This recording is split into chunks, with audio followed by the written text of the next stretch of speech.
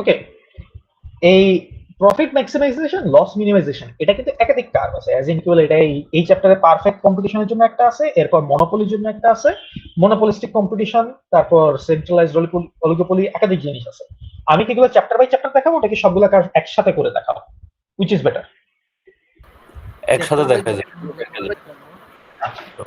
তাইলে একটু আগায় যাই, আমরা এখন আসলে চ্যাপ্টার 9 পড়বো, বাট 9 এর সাথে অনেকগুলো জিনিস একসাথে পড়বো।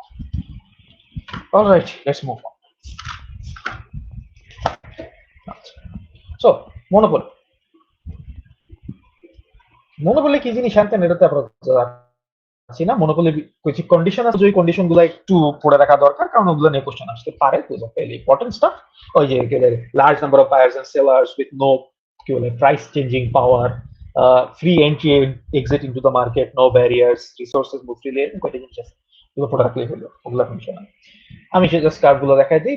প্রফিট ম্যাক্সিমাইজেশন, প্রফিট ম্যাক্সিমাইজেশন,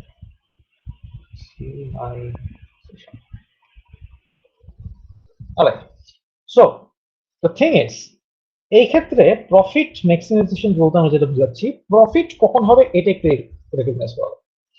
আমাদের এই কার্ভ গুলোতে বেসিক্যালি কয়েকটা জিনিস থাকবে আমাদের, মানে এখানে এবং সামনে যখন কার্ভ দেখাবো, আমাদের অ্যাভারেজ এবং মার্জিনাল কস্ট কার্ভ থাকবে। যে তিনটা অ্যাভারেজ মার্জিনাল দেখাইছি মোটামুটি তিনটাই থাকবে, মাঝে মধ্যে এবিসি না থাকলেও সমস্যা নেই, বাট আমি টু বি ফেয়ার সবসময় এবিসি এঁকে ফেলি। So 3 cost curves, ABC, ATC and MC থাকবে। আরো দুটো জিনিস থাকবে সাধারণত, সেটা হচ্ছে আমাদের মার্কেট ডিমান্ড কার্ভ থাকবে এবং মার্জিনাল রেভিনিউ কার্ভ থাকবে। মার্কেট ডিমান্ডের সাথে কিছু কিছু ক্ষেত্রে ফার্মের আলাদা ডিমান্ড কার্ভ থাকতে পারে, ওটা তো পরে আসছে, ওটা এখন বিষয় না, বাট এই কয়েকটা জিনিস থাকবে, মোটামুটি 5টা জিনিস থাকবে। এখন পারফেক্ট কম্পিটিশনে marginal revenue and demand curve, this two curves are same. So আসলে এখানে বেসিক্যালি থাকে 4টা জিনিস। আমাদের এই প্রফিট ম্যাক্সিমাইজেশনের ক্ষেত্রে আমরা যদি দেখি,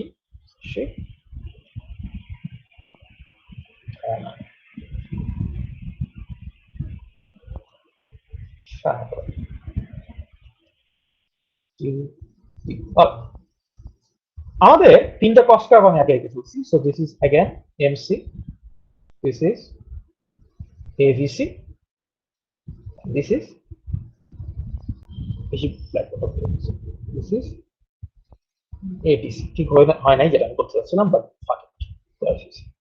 আচ্ছা, এখন ইস্যুটা কি?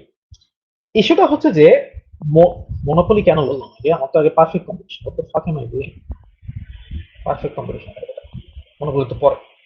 আচ্ছা, পারফেক্ট কম্পিটিশনের ক্ষেত্রে, পারফেক্ট কম্পিটিশনের ক্ষেত্রে যে বিষয়টা, আমাদের এই একটা কন্ডিশন আছে, that firms are price takers. What that means is, firm গুলা হচ্ছে সুদির ভাই।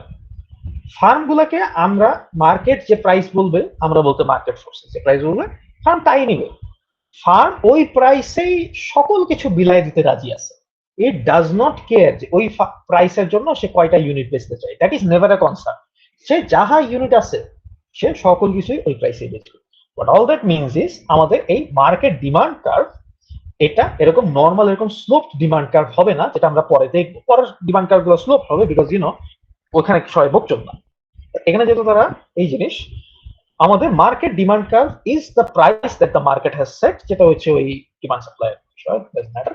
সো এইটা হবে জাস্ট এরকম একটা হরিজন্টাল কার্ভ। এই হরিজন্টাল কার্ভটাই হচ্ছে আমাদের প্রাইস কার্ভ, এই হরিজন্টাল কার্ভটাই হচ্ছে আমাদের ডিমান্ড কার্ভ, এবং এই হরিজন্টাল কার্ভটাই হচ্ছে আমাদের marginal revenue curve. It's all three things at the same time. কারণ মার্কেটে যে প্রাইস আছে সেই প্রাইসেই আমাদের সেলাররা, আমাদের কোম্পানিগুলো সকল কিছু বেচতে রাজি আছে। প্রত্যেকটা quantity, any value of Q, they will sell it for that same price P, কারণ তারা প্রাইস টেকার, তাদের কোনো অপশন নাই। এবং মার্জিনাল রেভিনিউ মানেটা কি, আমার প্রত্যেকটা অ্যাডিশনাল ইউনিট সেল করার জন্য আমি কত প্রাইস পাচ্ছি, মার্কেটে ফিক্সড প্রাইস যেটা আছে সেটাই পাচ্ছি। সো আমাদের মার্জিনাল রেভিনিউ একই ভ্যালু, যে আমার fixed price per unit price যেটা, প্রত্যেক এক্সট্রা ইউনিট সেল করার জন্য ওই প্রাইসটাই পাচ্ছি। So P equals to D equals to M. আচ্ছা, সো প্রফিট ম্যাক্সিমাইজেশনের ক্ষেত্রে প্রফিট করতে হলে কি করতে হবে, আমাদের রেভিনিউ, মার্জিনাল রেভিনিউকে হইতে হবে greater than marginal, sorry okay, profit, profit করতে হইলে, দ্যাটস ইম্পর্টেন্ট, প্রফিট করতে হইলে marginal revenue has to be greater than average total cost. ওটাতে পরে আসতেছে। মানে আমাদের রেভিনিউকে, পার ইউনিট রেভিনিউকে পার ইউনিট কস্টের থেকে বেশি দিতে হবে, বিকজ নাহলে আমি প্রফিট করবো। বাট কোন পয়েন্টে প্রফিট করতেছে এটা একটা সেপারেট ইস্যু, এটা আগে হ্যান্ডেল করতে হয়। সেটা হচ্ছে যে যেই মুহূর্তে আমার মার্জিনাল রেভিনিউ আর মার্জিনাল কস্ট মিট করে, as in this point right here, marginal revenue আর মার্জিনাল কস্ট মিট করা মানেটা কি, যে এই মুহূর্তে এর আগ পর্যন্ত, এই পয়েন্টের আগ পর্যন্ত for every extra unit sold আমার এমআরটা এমসি থেকে বেশি ছিল, meaning for extra unit sold আমি I was making more money than it was costing to make the product. After this intersection, I will be making less money than it costs to make the product. So তাহলে আমি আসলে কোন point পর্যন্ত বেচবো, যে point পর্যন্ত বেচলে আমার per unit revenue is going to be greater than per unit cost. So আমার এমআর ইকুয়ালস টু এমসি পয়েন্টটা পর্যন্ত আমি বেচবো, এরপর আমি বেচবো না। এইটা কিন্তু প্রত্যেকটার জন্যই profit maximization, loss minimization, whatever the fuck it is, ওটার জন্য আমাদের এই কথা প্রযোজ্য। এমআর ইকুয়ালস টু এমসি যে পয়েন্টটা, সেখানেই আসলে আমাদের ইন্টারসেকশনটা হবে, তারপর হচ্ছে বাকি খেলা শুরু। তাহলে আমাদের এমআর ইকুয়ালস টু এমসি যে পয়েন্টটা আছে, এইটা থেকে এখন একটা লাইন টানবো আমরা নিচে। কেন নিচে? If this is the amount of quantity that I am willing to sell, তো তাহলে এইটার জন্য, এই যে এই কোয়ান্টিটির জন্য আমার এমআর এর ভ্যালু যতটা, এতটুকু আমি উইলিং টু সেল, ফাইন। এই পয়েন্টের জন্য আমার পার ইউনিট কস্ট কত এটা তো জানা লাগবে, কারণ এই যে আমার পার ইউনিট রেভিনিউ থেকে per unit cost, not marginal cost, that's a different thing. Per unit extra sell করলো, দ্যাটস আ সেপারেট থিং। আমি এখন এভারেজ টোটাল কস্ট বলছি। সো আমাদের এভারেজ টোটাল কস্টটা যদি আমি পার ইউনিট রেভিনিউ থেকে পার ইউনিট কস্ট হিসেবে সাবট্রাক্ট করি, তাহলে that leaves us with this. আমার এই টোটাল এমআর থেকে এতটুকু এটিসি মাইনাস করলে that leaves us with this. এই পোর্শনটা হচ্ছে আমাদের টোটাল প্রফিট, এতটুকু হচ্ছে per unit profit. This bit here is per unit profit, and this multiplied by the quantity is total profit. That's it. That's আমাদের profit maximization.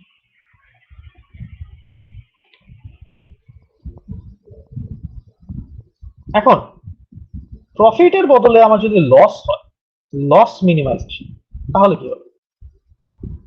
Loss মিনিমাইজেশনের জন্য যে ইস্যুটা, সেটা হচ্ছে আমার দিন শেষে লস হবে ইফ আমার যে পয়েন্টে এই এমআর ইকুয়ালস টু এফসি হয়েছে, সেই পয়েন্টে আমার এভারেজ টোটাল কস্ট কার্ভটা বেশি, বিকজ শিওর আমি একটা মানে অপটিমাল পয়েন্টে এসে থামতেছি, ইন দ্য সেন্স যে ইয়েস আই এম নাও, মানে I am not costing more money to make less money, ওটাতে আমি যাই নাই, আমি সঠিক জায়গাতেই আছি।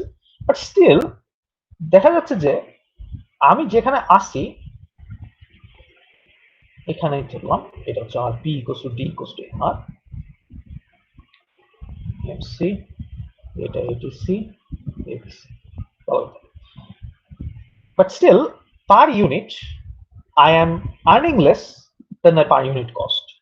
So কথা হচ্ছে যে আমার কস্ট বেশি আসতেছে পার ইউনিট, আমার প্রাইস কম আসতেছে per unit, and yet we'll still get here বলতে কি, we'll still produce this quantity, কারণ it's still helping me minimize my loss. Minimize loss বলতে কি এটা দেখি।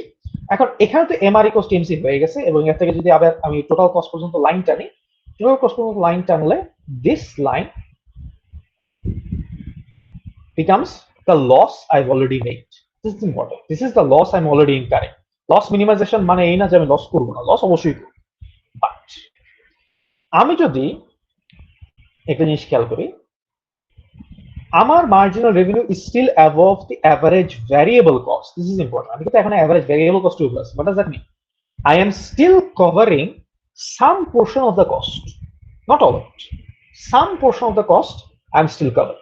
কতটুকু পোর্শন? এই যে নিচে আসলো, নিচে এসে এই যে এই red portion of the cost কিন্তু আমি প্রোডাক্ট বেচতেছি বলেই আমার কভার আপ হচ্ছে। আমি যদি প্রোডাক্ট নাই বেচতাম, আমি তো তাহলে পুরো লসটাই খাইতাম। আমি প্রোডাক্ট এই পয়েন্ট পর্যন্ত বেচার কারণে এই পোর্শন অফ দ্য লস আমার মিটিগেট হচ্ছে। So I am not eliminating loss, I am minimizing my loss.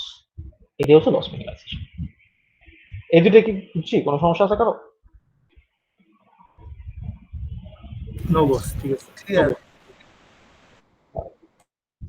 এখন শাটডাউন পয়েন্টের যে সমস্যাটা, শাটডাউন পয়েন্ট জিনিসটা, শাটডাউন পয়েন্টটা সাধারণত চলবে। আর একটা কার্ভ দিয়ে করলে খুবই ভালো হয়, বাট এই জিনিসটা এখান দিয়েও বোঝা যাবে। দিন শেষে আমার লস মিনিমাইজেশন আমি কেন করবো? কারণ লস মিনিমাইজেশন করার জন্য আমার লস মিনিমাইজেশন করলে যতক্ষণ পর্যন্ত আমার পিটা এবিসির উপরে আছে ততক্ষণ পর্যন্ত করলে I will cover some portion of my cost. But আমার এই ইন্টারসেকশনটা, এই পিটা যদি এই এমসি কে এবিসি এর সাথে সেম পয়েন্টে ইন্টারসেক্ট করে, as in shutdown point, shutdown point, shut down point.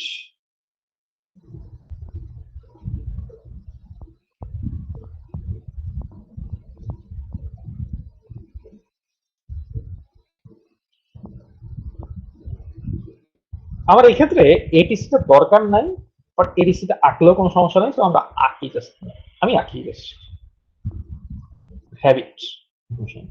আচ্ছা, এমসি এটিসি এবিসি, আমার প্রাইসটা যদি এই পয়েন্টের ভিতর দিয়ে যায়, এর মানেটা কি দাঁড়াইলো? এর মানেটা দাঁড়াইলো যে আমি অপটিমাল পয়েন্ট যেটাকে কনসিডার করতেছি, এই পয়েন্টে I am not even, I am only barely covering my variable cost right now. If I am only barely covering my variable cost, তার মানে কি আমার লস কি হচ্ছে? টোটাল ফিক্সড কস্ট পরিমাণ লস হচ্ছে। আগের বার কি হচ্ছিল? I was covering some portion of the cost. ওটা আমি এভারেজ ভ্যারিয়েবল কস্ট কভার করতেছিলাম। আমি এই টোটালটা যদি হয় ফিক্সড কস্ট, এবিসি আর এটিসির মধ্যে টোটাল পয়েন্টটাকে তো হচ্ছে আমরা এভারেজ ফিক্সড কস্ট বলি। আমি এই এএফসি, এই পুরোটা হচ্ছে এএফসি, এএফসি এএফসির একটা পোর্শন আমি কভার করতেছিলাম, ওরা টোটাল ফিক্সড কস্টের একটা পোর্শন কভার করতেছিলাম। আমি যদি এবিসি মাত্র কভার করতে পারি, I can only cover my per unit variable cost, I don't have any extra revenue left to cover any amount of fixed cost whatsoever. তো তাই যদি হয়, এখন প্রোডাকশন অফ করলেও তো আমি আসলে টোটাল ফিক্সড কস্টই খাবো। প্রোডাকশন চালাইলেও টোটাল ফিক্সড কস্ট থাকছি, প্রোডাকশন অফ করলেও টোটাল ফিক্সড কস্ট থাকছি, তো তাহলে প্রোডাকশন করবোই না। মানে করলেও যা না করলেও তাও, দ্যাটস দ্য থিং। আমার এই ক্ষেত্রে I am indifferent between producing and not producing. যেই পয়েন্টে আই এম ইনডিফারেন্ট সেটাকে বলতেছি আমরা শাট ডাউন পয়েন্ট। এটাকে পয়েন্ট জেড বললাম, জেড হচ্ছে শাট ডাউন পয়েন্ট। এখানে আমরা ইনডিফারেন্ট অ্যাবাউট প্রোডিউসিং। জেড এরও যদি আমরা নিচে যাই, জেড এরও যদি নিচে যাই, মানে এবিসি এরও যদি নিচে যাই আমরা, তাহলে আমাদের আর কোনো প্রোডাকশন করার ইনসেন্টিভ থাকবে না, উই উইল নট প্রোডিউস। আর এবিসির উপরে থাকলে হ্যাঁ, লস মিনিমাইজেশন থাকলে উই শুড প্রোডিউস। এই পয়েন্টে we are indifferent about it, ওই জন্য এটা হচ্ছে বর্ডার পয়েন্ট। এখানে বেসিক্যালি কাহিনী হচ্ছে যে as long as আমি আমার অপারেটিং এক্সপেন্সের ভিতরে আছি ততক্ষণ পর্যন্ত আমি চালাবো। যখন অপারেটিং এক্সপেন্স বেয়ারলি চলতেছে তখন শাটডাউন অপারেটিং এক্সপেন্স বাদ দিয়ে দিলে, মানে অপারেটিং এক্সপেন্স কভার না হলে দেন হচ্ছে তখন মানে I don't produce anything anymore. Operating আলাদা করে বলবো না, কারণ অপারেটিং ভিতর তোমার কিছু ফিক্সড কস্ট পড়ে, তাই না? ওভারহেড টোভারহেড তো হ্যাঁ, মানে ভেরিয়েবল এক্সপেন্স আর কি, ভেরিয়েবল কস্ট। ভেরিয়েবল কস্ট যতক্ষণ পর্যন্ত আমি কিছু মানে ভেরিয়েবল কস্ট কভার করে, if I have some revenue left, that means yeah I am reducing my losses then what the loss would be if I didn't produce at all. কিন্তু আমি যদি মানে ভেরিয়েবলও কভার করতে না পারি ঠিক মতো, তাহলে তো আর লাভ নাই। এটাই হচ্ছে কথা। আচ্ছা, তো এটাই হচ্ছে আমাদের idea of shutdown. Shutdown point গেল। ও রাইট, এই পুরোটা গেল আমাদের পারফেক্ট কম্পিটিশনের জন্য। এখন তাহলে আমরা আসি same shift for the other staff. যেহেতু আমি পুরোটা একবার বুঝাই দিছি, এরপর এত ডিটেলস লাগবে না, ওয়ান বাই ওয়ান আসি। এই কি হলে পারফেক্ট কম্পিটিশনে আরো টপিক বাকি আছে, আইল গেট ব্যাক টু দ্যাট। আসি আমাদের সেম শিফট ফর সেকেন্ড। এই এবার মনে করো, ওকে, আবারও প্রফিট ম্যাক্সিমাইজেশন, প্রফিট ম্যাক্স এই পর্যন্ত লেখে। এবারও আমাদের সেম শিটই হবে, বাট এই যে পার্থক্য যেখানে হয়, নাম্বার ওয়ান, যেহেতু মানে this is not a perfect competition, meaning এই কি বলে market demand is a thing, as in কি বলে for more we will sell for less quantities we will sell for more. So এই ক্ষেত্রে একটা ডিমান্ড কার্ভ থাকবে, এই কিউ এদিকে P, we will have a demand curve D here, number one. Okay, demand curve যখন থাকে, marginal revenue curve একটা থাকবে, এবং that will obviously be smaller than the demand curve. কারণ ডিমান্ড কার্ভ তো হচ্ছে যে আমি জাস্ট একটা পার্টিকুলার অ্যামাউন্ট অফ প্রোডাক্টের জন্য টোটাল প্রাইস কতটা চাই, মানে পার ইউনিট প্রাইস কত হচ্ছে। বাট আমার ওই এক্সট্রা কোয়ান্টিটির জন্য আমি 2 থেকে 3 থেকে 4 যাওয়ার জন্য আমার যে মার্জিনাল রেভিনিউ সেটা কিন্তু কমবে, কারণ প্রাইস লেভেলটা তো আমার এমনি কমতেছে। সো মার্জিনাল রেভিনিউ আরো কমবে, কারণ আমি 1 থেকে 2 গিয়ে দেখলাম যে আমার প্রাইস 2 থেকে $10 থেকে $7 হয়ে গেল। তো তাহলে আমার মার্জিনাল রেভিনিউ কত হচ্ছে, বা 3। কিন্তু তারপর 2 থেকে 3 যাওয়ার জন্য আমার যদি এখন মার্জিনাল প্রাইস যদি কমে 10 থেকে বলতেছিলাম 7 থেকে বললাম 5, এখন কি হচ্ছে, আমার মার্জিনাল রেভিনিউ 2 হয়ে গেল, আগে ছিল 3, এবার হয়ে গেল 2। সো মার্জিনাল রেভিনিউর ভ্যালুটা আসলে ডিমান্ডের ভিতরেই থাকবে, ডিমান্ড থেকে কম হবে, অত কিছু আসলে দরকার নেই। দিন শেষে বাইরেরটা ডি, ভিতরেরটা এম, এটা হচ্ছে কথা। এখন প্রফিট ম্যাক্সিমাইজেশনের জন্য আবার একই কথা, যেটা হবে আমাদের এই হলো পয়েন্টটা, এই হচ্ছে এমসি, অলওয়েজ এন্ড গুড। এটার ক্ষেত্রে অ্যাগেন যেহেতু এটা প্রফিট ম্যাক্সিমাইজেশন, এটাতে আসলে এবিসি টা দরকার নেই, বাট আমি এবিসি টা আঁকলাম। অ্যাজ বিফোর আমাদের যেটা করতে হবে, আমাদের এই এটি প্রাইসের নিচে থাকতে হবে। এখন কথা হচ্ছে প্রাইস কোনটা, এবার তো প্রাইস একটা ডাইরেক্ট লাইন দেওয়া। প্রাইসের নিচে থাকা মানে এই ক্ষেত্রে হচ্ছে যে, আমার কথা কি শোনা যাচ্ছে? হ্যাঁ আমার হেডফোন মনে হচ্ছে একটু ডিস্টার্ব দিচ্ছে, যে যাই হোক, হেডফোন যদি ডিস্টার্ব হয় অল্প বেশি।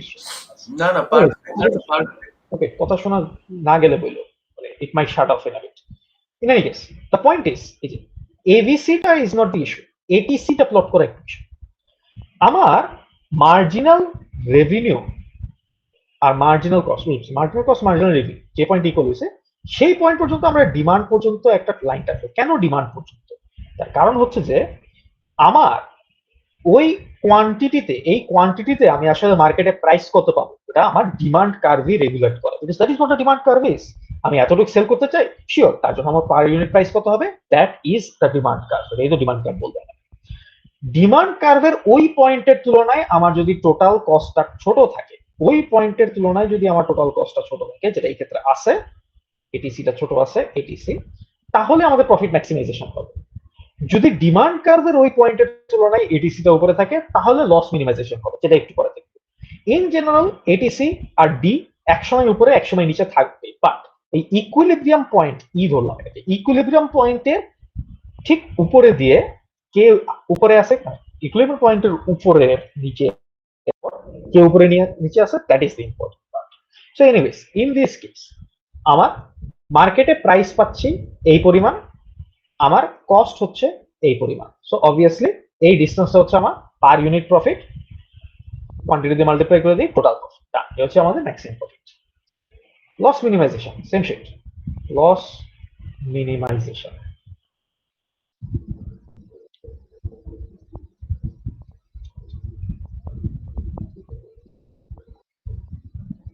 প্রফিট কোয়ান্টিটি আউট, এখন যেটা বললাম একই কথা, বাট এইবার আমাদের এই হচ্ছে এমআর, এই হচ্ছে এমসি, এবার এবিসিটা লাগবে, ইয়েস এবিসি, এবিসি। এবার যেটা হবে সেটা হচ্ছে যে আমাদের এই এটিসিটাকে আমরা দিব এই দিকে, এটিসিটা এদিকে দিলাম। তো পয়েন্ট ইজ, আমার এই ইকুইলিব্রিয়াম পয়েন্টের জন্য ডি আর ই, সরি কি বলে, এই ডিমান্ড কার্ভের তুলনায় এটিসিটা উপরে আছে। So what that means is, এই আগের কথা, আমাদের এই কি বলবো,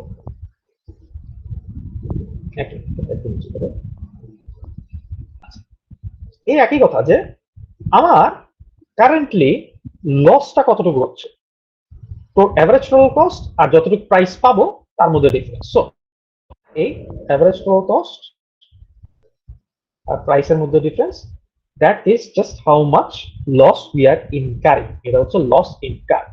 কথা হচ্ছে how much loss are we mitigating, আবারও একই কথা, how much loss we are mitigating হচ্ছে আমার ভ্যারিয়েবল কস্টের তুলনায় হিসাব করবো, যে ভ্যারিয়েবল কস্টের পর কতটুকু। এই যে গেল একটা, আচ্ছা গিভ মি আ মিনিট বয়স, আমি একটু ডিফারেন্ট হেডফোন কানেক্ট করি। হ্যাঁ হ্যাঁ ঠিক। Just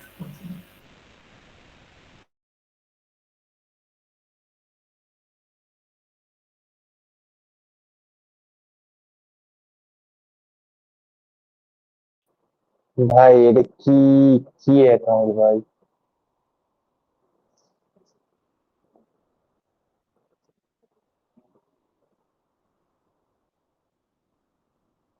কোনটা মানে আপনার এই অ্যাকাউন্ট talking about যে আপনার account why does it say the original account কি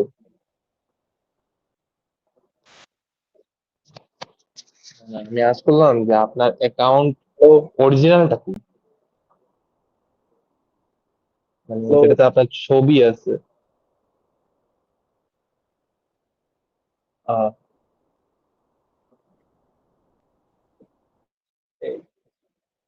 আচ্ছা, হ্যাঁ, শোনা তো যাচ্ছে, রাইট? মানে আমার এই যে আমার এখানে অডিও চ্যানেল নিজে থেকে, আমরা শুনতেছিলাম ক্রিস্টাল ক্লিয়ার। হ্যাঁ, এটাই আমি বুঝছি না, মাইক কাজ করতেছে, আমার কি হলো, অডিও কমপ্লিট করে দিয়েছে। অ্যাগেন লস মিনিমাইজেশনের ক্ষেত্রে এটাই যে আমাদের এই যতটুকু প্রাইস পাচ্ছি তার তুলনায় আমি এই ভ্যারিয়েবল কস্টের উপর আমি কতটুকু আসলে মিটিগেট করতে পারছি। সো এই যে সেম শিফট আমার এই এতটুকু হচ্ছে হোয়াট আই হ্যাভ মিটিগেটেড, এতটুকু হচ্ছে the still amount of loss. Same logic আমাদের প্রত্যেকবারই প্রফিট ম্যাক্সিমাইজেশনের জন্য আমি যেটা করব, আমার যতটুকু প্রাইস পাচ্ছি এজ এ ডিমান্ড কার্ভ সেটা উপরে থাকবে ওই পয়েন্টে, আর এটিসিটা নিচে থাকবে। সো আমি ওই দুইটার মাঝখানে যতটুকু এরিয়া হবে পি অ্যাক্সেস এর সাথে, that is our profit, maximum maximum profit. লসেও সেম, জাস্ট এটিসিটা উপরে থাকবে, ডিমান্ড কার্ভটা নিচে থাকবে। So, ওইটা হচ্ছে যতটুকু লস বানাচ্ছি, আবার ডিমান্ড থেকে অ্যাভারেজ ভ্যারিয়েবল কস্ট পর্যন্ত যেটা হবে দ্যাট ইজ যতটুকু লস মিনিমাইজ করছি, যতটুকু লস আমি রিড করতে পারছি। এবং একই কথা আবার এইটার জন্য আমি যদি এই নেমে এই পয়েন্ট একটু হ্যাচ হয়ে গেছে, বাট সেই এভিসির যে ডাউনলোড পয়েন্ট যেখানে এমসির সাথে ইন্টারসেক্ট হয়, সেই পয়েন্টে গিয়ে যদি আমার এই এমআরটা ইন্টারসেক্ট করতো, তাহলে আমাদের অ্যাগেন ওটা হয়ে যেত আমাদের shutdown point. Shutdown point is still that same point. এবার যেটা হবে, আমি যদি শর্টে আঁকি, shutdown shutdown point, shutdown is just simply U P E M R, আর যে পয়েন্টে এমসির সাথে ইন্টারসেক্ট করবে সেই পয়েন্টই আমার অ্যাভারেজ ভ্যারিয়েবল কস্ট হবে। দ্যাট ইজ আর কিছুই না। তো এটাতে আসলে আলাদা করে কিছু হ্যাচ ট্যাচ কিছু এরিয়া দেখানো কিছু নাই। ইট ইজ সিম্পলি যে আমার আগের বারের মতোই এই মার্জিনাল রেভিনিউটা মার্জিনাল কস্ট ইন্টারসেক্ট করবে এবিসির পয়েন্ট, এটাকে আমরা পয়েন্ট জেড যদি বলি, that is hour shutdown point. Same logic applies যে এর নিচে গেলে আমাদের মানে বিজনেস করলে লস বেশি, এর উপরে গেলে বিজনেস করলে কিছু লস কমানো যায়। এই পয়েন্ট আসলে উই আর ইন ডিফারেন্ট। এটা গেল সেম থিং ফর মনোপলি। এখন আমরা আসতেছি same thing for monopolistic competition, যদিও actually monopolistic competition there's not much difference. Right. Monopoly R monopolistic competition R centralized cartel, এই তিনটার জন্য this shit is actually pretty much the same thing. এটাকে আরেকবার আলাদা করে আমার করার দরকার নেই। তাহলে মনোপলির জন্য দেখি, মনোপলিতে করা ফেললাম, monopolistic should be the same.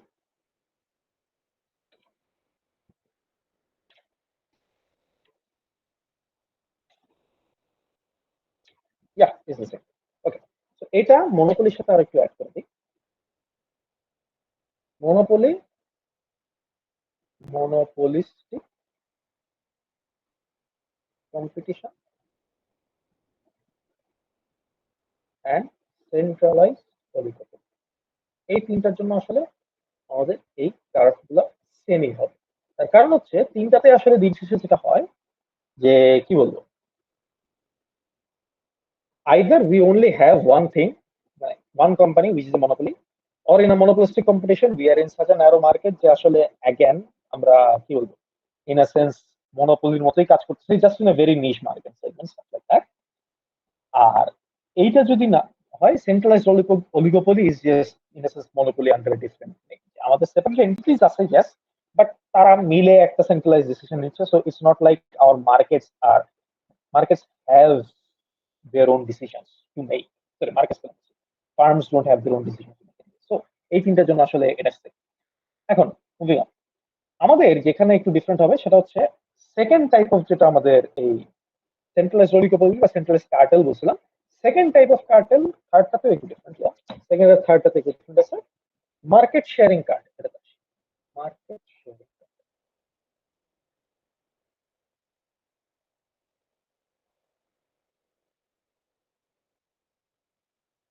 Market sharing cartel আর সেন্ট্রালাইজড কার্টেলের মেজর ডিফারেন্স যেটা, সেটা হচ্ছে centralised cartel is in and of itself basically a unified organization. Market sharing cartel is mostly যে I do your thing, you do mine, but আমরা একজন একজনকে ঘাটাবো না। That's it. এখন একজন একজনকে না ঘাটাই, মানে ঘাটানো না ছাড়া আর যদি কোনো এগ্রিমেন্ট না থাকে তখন যেটা হয়, there is a market demand curve, but there's also separate demand curve for one single firm বা one single company। আমরা যে কনসেপ্টে কাজ করতেছি, ভাই assuming ডিফারেন্সটা আরেকবার একটু বলবেন? আচ্ছা সেন্ট্রালাইজড অলিগোপলি বা সেন্ট্রালাইজড কার্টেল যেটা, ঠিক আছে, সেন্ট্রালাইজড কার্টেলে তোমার কে কত প্রাইসে কত আউটপুট দিবে এটা সবার জন্য সেম। কথাটা বুঝছি, কে কত প্রাইসে কত আউটপুট দিবে এটা সবার জন্য সেম। তো যে কারণে সবার জন্যই আসলে মার্কেট ডিমান্ড কার্ভ প্রযোজ্য। মার্কেটে তো একটাই demand curve, whatever the oligopolist have decided together. So এটা কি আলু চাল এগুলা? হ্যাঁ, ওই যে আগের তিনটা সেম হওয়ার কারণ হচ্ছে যে দিন শেষে ওইটাতে ওই মার্কেট ডিমান্ড কার্ভ একটাই, বিকজ মানে একটা সিঙ্গেল ফার্মের কারণেই হোক আর একাধিক ফার্ম মিলে জোট করেই হোক, তারা একই মানে they agree on what price পয়েন্টে what amount of product should be offered, মানে they agree on the demand curve. এই ক্ষেত্রে they don't agree on the demand curve, প্রত্যেকজনের নিজস্ব ডিমান্ড কার্ভ আছে। So there is a market demand curve capital D and there is a individual farm demand curve small d. Interesting enough, small d কে সবগুলো small D কে add করলে capital D আসবে, ওগুলো এখন বিষয় না। কথা হচ্ছে যে আমার এই ক্ষেত্রে এই ডি আসছে এবং যার কারণে আমাদের মার্জিনাল রেভিনিউ এর ভিতরেও আসবে, marginal revenue for single company MRB বলে একটা আসবে। কথা হচ্ছে মার্কেট শেয়ারিং কার্টেল গুলোর ক্ষেত্রে যেটা হবে, এই যে আমার ইন্টারসেকশনটা এগেন কার হবে, এটা মার্জিনাল কস্ট আর মার্জিনাল রেভিনিউ। সো এই পর্যন্ত একটা জিনিস খেয়াল করবো যে এই ক্ষেত্রে সাধারণত প্রাইস কিন্তু প্রাইস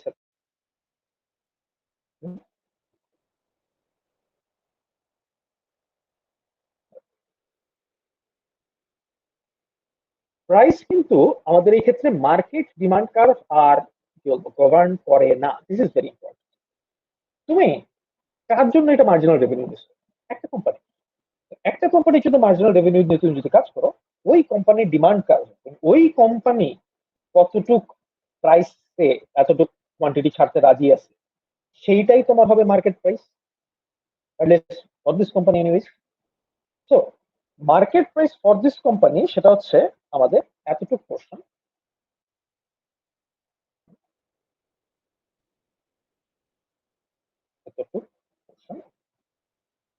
আমাদের অন্য কোম্পানিটা যেটা থাকবে, অন্য কোম্পানিও কি করবে, অন্য কোম্পানিও কিন্তু এই প্রাইসই মিট করবে। That is very important. আমার মার্কেট শেয়ারিং কার্টেলের একটা ইম্পর্টেন্ট বিষয় হচ্ছে যে we can share market number of ways, but market sharing কার্টেলের একটা ইম্পর্টেন্ট স্টাফ হচ্ছে যে এটা যদি মানে একেবারেই কি বলবো সেপারেট না হয়ে থাকে, একেবারেই যদি সেপারেট না হয়ে থাকে, তাহলে আমাদের মানে ওদের আসলে প্রাইসটা দেখা যাবে যে সেম প্রাইস পয়েন্টই হবে। এই কার্ভে আরো কিছু অ্যাজাম্পশন আছে। এই কার্ভে আমরা অ্যাজিউম করি যে this is a duopoly, as in just oligopoly of two companies, এবং দুইটার অলিগোপলির কি বলবো, দুইটা হচ্ছে আইডেন্টিক্যাল ফার্ম, হোমোজেনাস প্রোডাক্ট, মানে রেগুলার ইকোনমিক বুলশিট যেগুলো থাকে আর কি। তো ওইগুলো করে আমাদের যেটা আসে এখানে বইয়ের ফিগারে, আমাদের দুইজনই প্রাইস পয়েন্ট 8 এ এগ্রি করে, $8। একজন যেটা করে, একজন তাতে দুইটা ছাড়ে, আরেকজন বাকি দুইটা ছাড়ে। বাকি দুইটা ছাড়ে মানে হচ্ছে যে the market demands at $8 for units, আর একটা কোম্পানি তার মধ্যে 2 ইউনিট সাপ্লাই করতেছে, আর একটা কোম্পানিও 2 ইউনিট সাপ্লাই করতেছে। So they are supplying the same amount of product, they are bringing home the same amount of profit. Very idealize scenario. এই আইডিয়ালাইজ সিনারিও ভেঙে যেতে পারে। এই আইডিয়ালাইজ সিনারিও ভেঙে যাওয়ার একটা বড় কারণই হচ্ছে যে যদি আমাদের দুইজনের জন্য মার্কেট কাজ মানে ডুওপলি না হয়, তাহলে তো হইলই। ডুওপলি হইলেও তো আমাদের ইকুয়াল ডিস্ট্রিবিউশন অফ প্রফিটসটা মেনটেন করা খুবই ডিফিকাল্ট। যখন এটা আসলে মানে কি বলবো মেনটেন করা সম্ভব হয় না, তখন that is when duopoly starts to break down. আমাদের আসলে দুই পক্ষ যদি সন্তুষ্ট না থাকে, তাহলে এক পক্ষ আরেক পক্ষকে টেক্কা দেওয়ার চেষ্টা করে, তখন জিনিসটা আর মার্কেট শেয়ারিং কার্টেল থাকতে পারে না। এই জন্য market sharing cartel is inherently unstable, because this two companies don't মানে it's not expected that they will play nice for very long. বুঝাচ্ছি কিনা?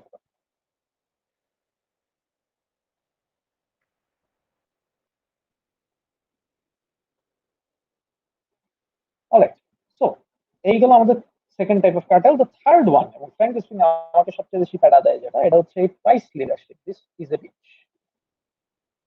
Price leadership is a pain, এবং পেইন হওয়ার একটা বড় কারণ হচ্ছে বইয়ে যে গ্রাফ দেওয়া আছে এটার সাথে ম্যামের ক্লাসে করানোর মিল নাই। এবং আমি বইয়ের গ্রাফটা ওই জন্য লাইক খুঁটে খুঁটে পড়ে দেখলাম যে বইয়ের গ্রাফ মেক্স মোর সেন্স, ম্যামের ক্লাসে করানোর গ্রাফ আমি কিন্তু হিসাব মিলাতে পারতেছি না।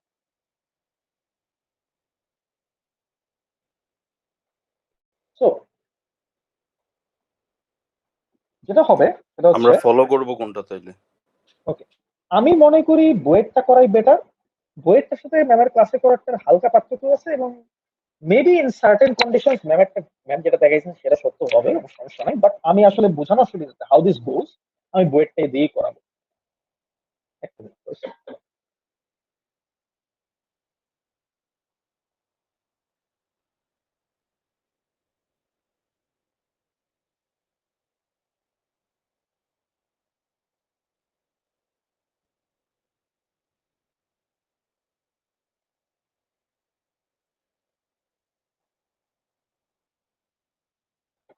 আচ্ছা, তো এইটার জন্য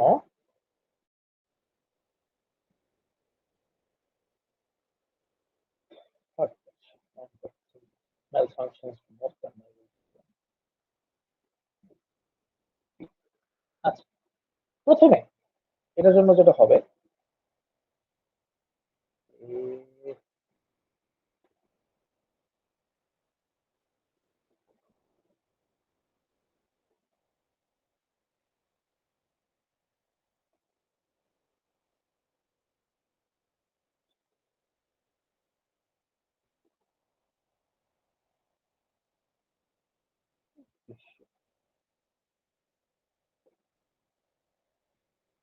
at least মনে সোজা হয়েছে। ওকে, এখন এটার জন্য যে মার্কেট ডিমান্ড কার্ভ থাকবে, that's gonna be a market demand market demand curve. এবার নিচের সাথে মিলাইছি, না মিলাইলেও চলবে, সমস্যা নেই।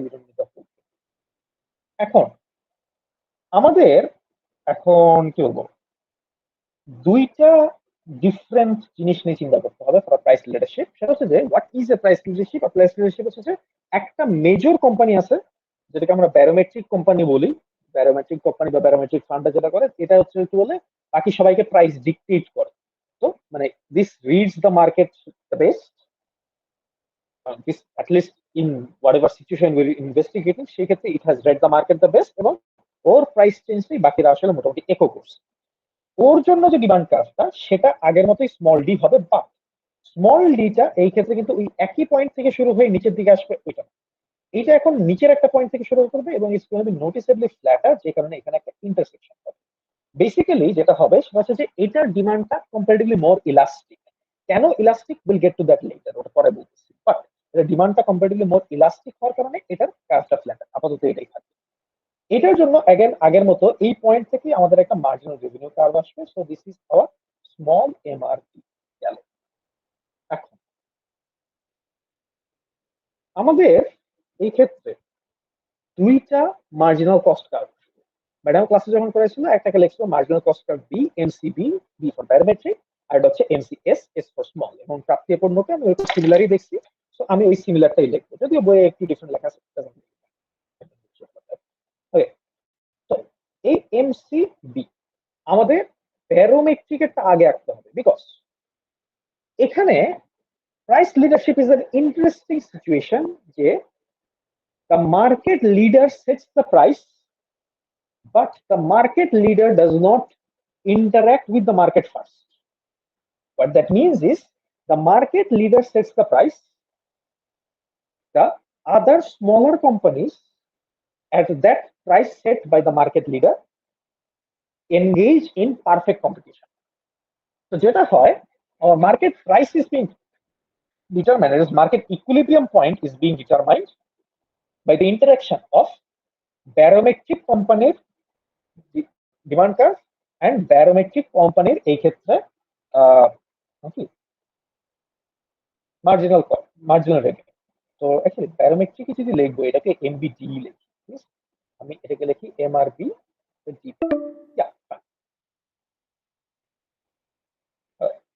So moving back, MCB, DB, MRB, fine. তো এই ক্ষেত্রে আগের মতোই এখান থেকে উপরে উঠে আমাদের এই ডিমান্ড কার্ভ, অবভিয়াসলি যেহেতু আমার এই কোম্পানিটা ডিমান্ড সেট করে, এই কোম্পানিটার প্রাইস সেট করে, এই কোম্পানির demand curve is going to be, এই হচ্ছে আমাদের আসে প্রাইসের লেভেলটা। এই লেভেলটা আমি কেন আঁকতেছি সেটা হচ্ছে যে আমার এই এমসি বির পর এই সামনের দিকে আবার আসবে একটা এমসিএস, এটা হচ্ছে marginal cost of small firms, হচ্ছে MCS. Why is this important? MCS এর এখানে এসে বাকি ফার্মগুলো মিলে এই কি বলবো, আমি যদি নাম্বার নেমিং করি, এই জে থেকে এই এল পয়েন্ট পর্যন্ত বইয়ের নাম্বারিং করলাম, জে থেকে এল পয়েন্ট পর্যন্ত যত আউটপুট এটা প্রোভাইড করবে ওই কোম্পানিগুলো ছোটগুলা, তারা কিন্তু আসলে যেহেতু পারফেক্ট কম্পিটিশনে আছে, তারা সবাই মিলে এই অ্যামাউন্ট প্রোভাইড করতে রাজি আছে at this set price. Doesn't matter if they have no control over the price, সমস্যা নেই। প্যারামেট্রিক কোম্পানি প্রাইস সেট করছে, তারা ওই প্রাইসে কমপ্লিট করতেছে, কমপ্লিট করে সবাই মিলে এই জে এল পর্যন্ত পরিমাণ সেট করছে। জে এল এর পর যতটুকু বাকি থাকে দ্যাট অ্যামাউন্ট, এই এটাকে যদি এলসি বলি, ওই এলসি বলা আছে তাই বললাম, এই এলসি পর্যন্ত that is being sold or that is being provided by the barometric company.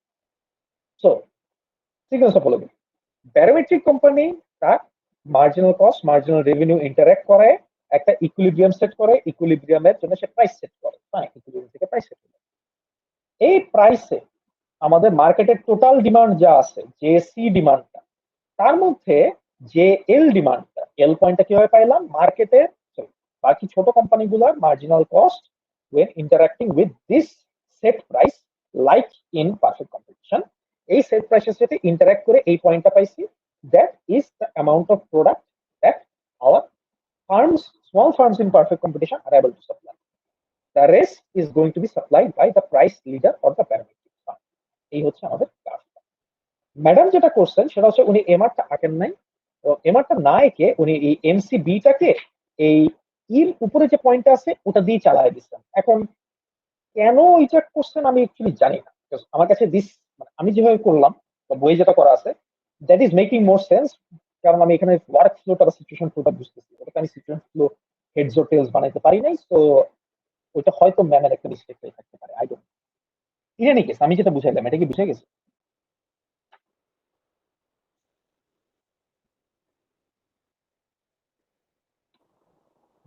একটু একটা আমি একটু কনফিউজ। এইটাই তো বলতেছি, এটাই তো বললাম এতক্ষণ যে মিসির একটা গ্রাফ কম দেওয়া, আমি নিজে হিসাব মিলাইতে পারতেছি না, ওই জন্য বইয়ের একটু লাইক ডেসক্রিপশনটা পড়লাম, পড়ে আমি লাইক বইয়ের কিন্তু সেন্স মেক করতেছে, তাহলে কি ম্যাম দু একটা দাগ কম দিছিল এটা?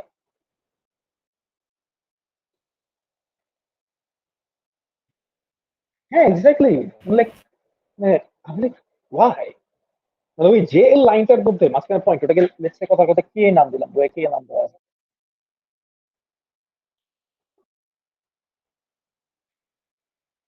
হুম। এখন আমার কথা হচ্ছে যে ওই এমআরটা ভুল না, বাট ওটা হচ্ছে এমআরএস, ওটা হচ্ছে marginal revenue for the small firms. Small firm exactly ওদের জন্য এক্স্যাক্টলি, বাট ওই তো অরিজিনাল না ইকুইলিব্রিয়াম ভাই, এখানে আই থিংক মিস বলতে চাচ্ছিল যে সবার মার্জিনাল রেভিনিউ সমান প্রত্যেকটা ইয়ের। কেন হবে?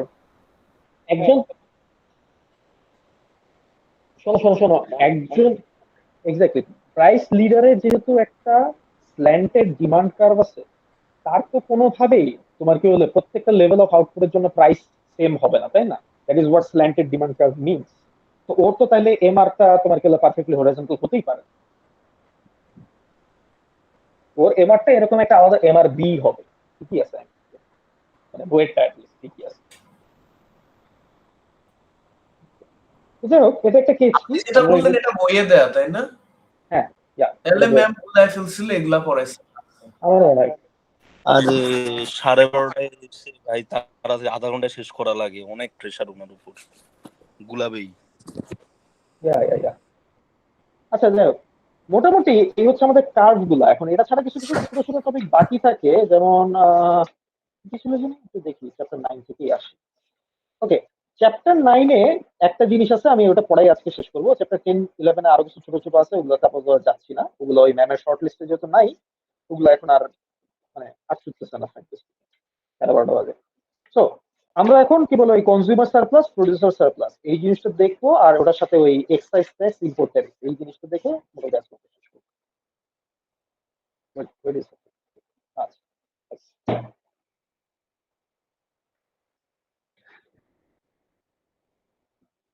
Alright. So consumer and producer surplus জিনিসটা আসলে কি, এটা একটা বেসিক আইডিয়া লাগবে, because that's can help us later. Consumer surplus আর প্রডিউসার সারপ্লাস আমি দুইটাকে সেপারেট ফিগারে দেখাচ্ছি, বইয়ে একটা একই সাথে ফিগারে দেওয়া আছে, আমি মনে করি যে একই সাথে ফিগারে করাইলেও যান, না করাইলেও তো পারে।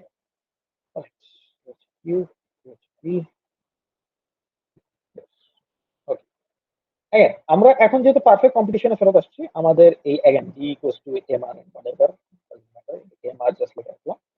ওকে, আমাদের কনজিউমারের জন্য যেটা হবে, আমাদের একটা ডিমান্ড কার্ভ থাকবে কনজিউমারের, এরকম কনজিউমারের ডিমান্ড কার্ভ। কনজিউমারের ডিমান্ড কার্ভ বা market demand curve does that clearly mean যে কি বলে, কনজিউমার যখন মানে লেটস সে এটা হচ্ছে ইউনিট, এটা না 1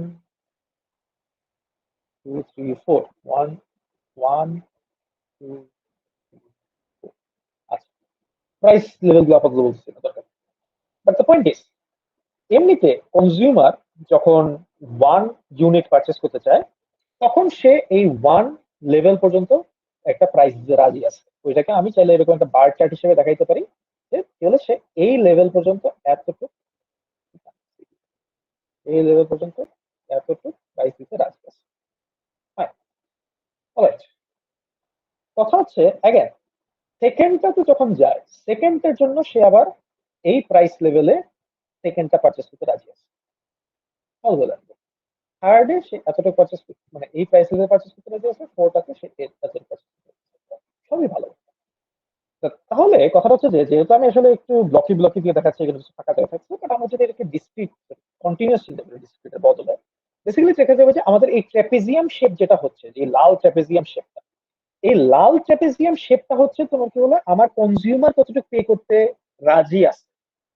but if they are buying 4 units directly, তারা তো জাস্ট 4 ইউনিটের জন্য আমাদের যতটুকু কি বলে, আমাদের যতটুকু মার্জিনাল রেভিনিউ বা যতটুকু প্রাইস, সেটাই তো ডাইরেক্ট পে করতেছে। সো আসলে যেটা হচ্ছে, consumer is just paying this much.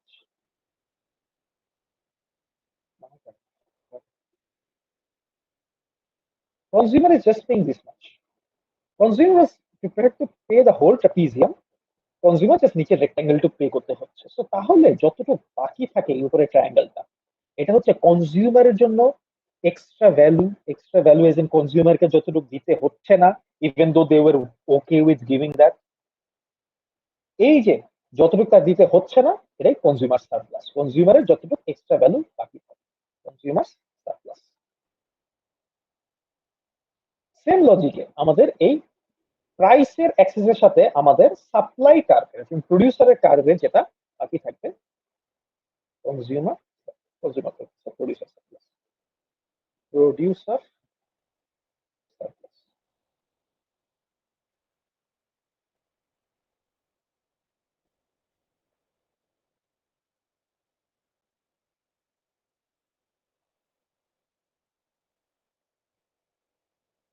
একই লজিকে আমার প্রডিউসার দেখা যাচ্ছে যে আমার যে দেখতেছে, যে বানাচ্ছে দেখতেছে অল সে যদি এরকম একইভাবে 4 ইউনিট বেচার কারণে, সে 4 ইউনিট বেচার কারণে কতটুকু প্রাইস পাবে, সে 4 ইউনিট বেচার কারণে সে প্রাইস পাবে এই ফুল রেড পোর্শনটা, এই ফুল রেড পোর্শনটা এতখানি প্রাইস পাবে।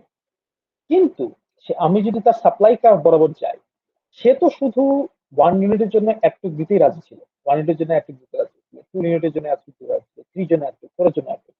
সো সে দিতে রাজি ছিল এতটুকু, মানে সে এতটুকু পেই ছেড়ে দিতে রাজি ছিল, সে এতটুকু পেয়ে ছেড়ে দিতে রাজি ছিল, সে প্রাইসে পুরো এই লাল স্কোয়ারটা। তাহলে তার এতটুকু এক্সট্রা, এই জিনিসটা কি, এটা হচ্ছে প্রডিউসার সারপ্লাস। সোজা বাংলা, আমাদের ডিমান্ড কার্ভের জন্য তোমার এটার সাথে এবং এই এমআর এর সাথে যে ট্রায়াঙ্গেলটা তৈরি হয়, কনজিউমার সারপ্লাস, এমআর এস এবং পি অ্যাক্সেস এর মধ্যে যে ট্রায়াঙ্গেলটা তৈরি হয়, সেটা হচ্ছে প্রডিউসার সারপ্লাস। প্রডিউসারের জন্য এস, কনজিউমারের জন্য ডি। এখন এই ডেড ওয়েট লসের যে টপিকটা, এই welfare benefits of excise tax and import tariff whatever blah blah blah, এখানে আসলে বিষয়টা কি? Simple excise tax. এক্সাইজ ট্যাক্সের বিষয়টা হচ্ছে যে আমার আগে যতটুকু সাপ্লাই কার্ভ ছিল, ডিমান্ডটা, আগে সাপ্লাই কার্ভ যা ছিল, এক্সাইজ ট্যাক্সের কারণে আমার সাপ্লাই কার্ভ বেশি উপরে উঠছে। এটা আমরা অনেক আগে চ্যাপ্টারে করছিলাম, সেটা কোনো বিষয় না, দেখছি। এস ছিল, এটা এস প্রাইম হয়ে গেছে, বুঝলেন? তো তাতে যেটা হয়েছে, একটা জিনিস খেয়াল করে দেখো, সেটা হচ্ছে যে আমাদের আগের কনজিউমার সারপ্লাসটা যেটা ছিল, আগের consumer surplus used to be this, আগের producer surplus used to be this red part and this. এখন যেটা হচ্ছে, নতুন কনজিউমার সারপ্লাস ইজ, এখানে গ্রিনটা খেলে দেখা যাচ্ছে না, আমি এটা দিয়ে দিই। নতুন consumer surplus is just this, কারণ আমার তো এখানে এই ইকুইলিব্রিয়ামটা উপরে উঠে গেছে। তো আমার কনজিউমার সারপ্লাস আগে যে ফুল রেডটা ছিল, ফুল ব্লুটা ছিল, তার মধ্যে এটা একটু ছোট হয়ে গেছে। আবার এই জিনিসটা যেহেতু আমার উপরে উঠে গেছে, আগে যে এই রেড পুরো ট্রায়াঙ্গেলটা ছিল, সেটা এখন আমার এই স্মলার একটা ট্রায়াঙ্গেলে পরিণত হয়েছে। সো আমার এই যতটুক রিমেইনিং প্রডিউসার সারপ্লাস আছে, সেটা হচ্ছে আবার এই ছোট হলুদ ট্রায়াঙ্গেল। আচ্ছা, এইটা অ্যাকচুয়ালি এখান থেকে সরানো লাগবে, বাট স্টিল আমাদের এই যে যতটুকু উপরে উঠে গেছে, নিচে উঠে গেছে, এইটাকে আমরা এখন কোয়ান্টিফাই করতেছি এইভাবে যে আমার এইটা এতটুকু শিফট করছে। শিফট করার কারণে আমরা দেখবো যে এখানে কি ছিল ভ্যালুগুলো।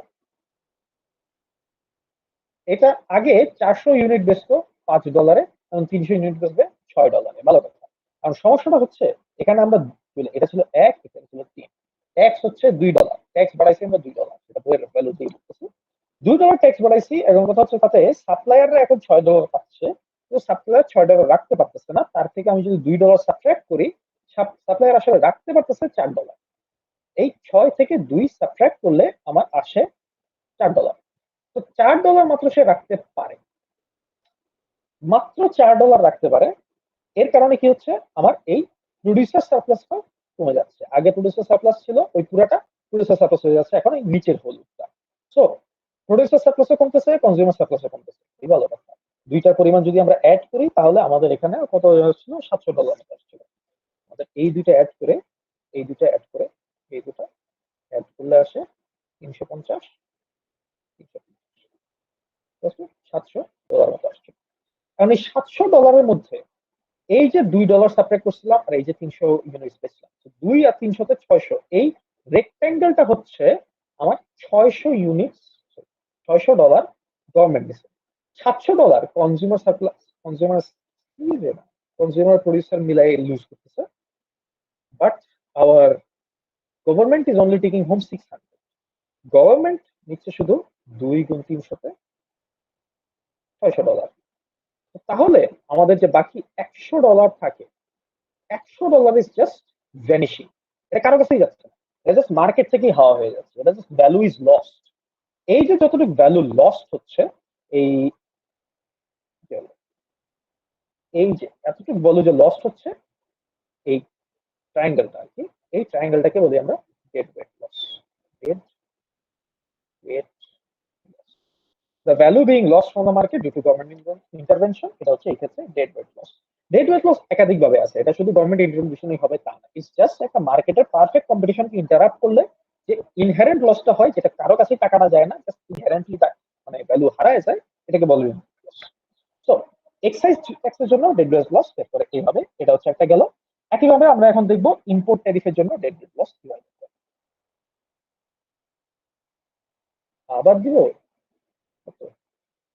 আচ্ছা দিচ্ছি। মুদ্রা কথা ডেড